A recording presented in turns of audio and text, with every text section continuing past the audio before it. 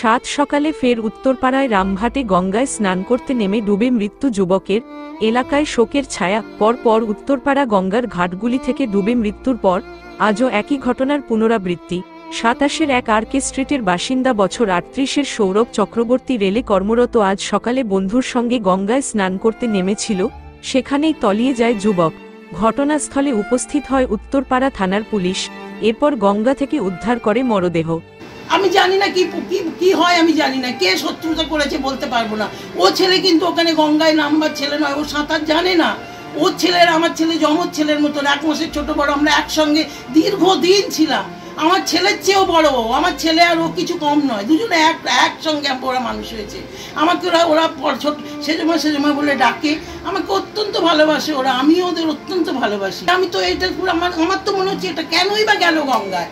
ও একটা রেলে কাজ করে, ভালো চাকরি করে, সব দিক দিয়ে ওর ভালো, ওর বাবা মা নেই, ওরা ভাই বোন দুজনে থাকে, ওরা নিজেদের মতন থাকে, ওদের এটা কেন হবে? আমি বলছি এর মধ্যে কোনো চক্র আছে, কিছু একটা ঘটনা আছে, হতেই পারে না। আমাদের ছেলে এরকম নয়, আমাদের ছেলে কখনো এরকম যেতে পারে না। সকালবেলা ক্যাজুয়ালি এখানে আসে, এসে চান করার জন্য করে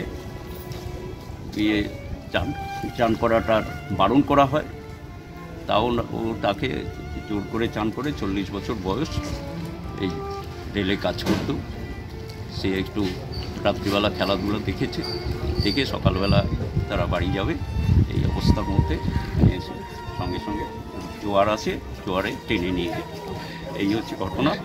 এই ঘটনাটা আমাদের গঙ্গার যে অবস্থা, তার মধ্যে সমস্ত পিছল হয়ে রয়েছে এই জায়গাগুলো।